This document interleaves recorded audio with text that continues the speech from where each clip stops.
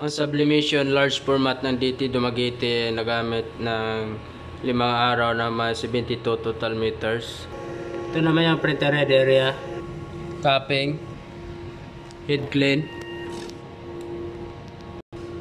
punasan ng wiper pagkatapos mag head clean, nozzle test after head clean,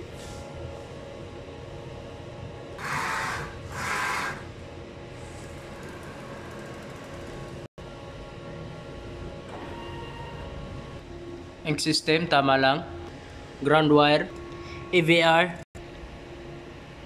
waste tank, linis lang po ito kahapon.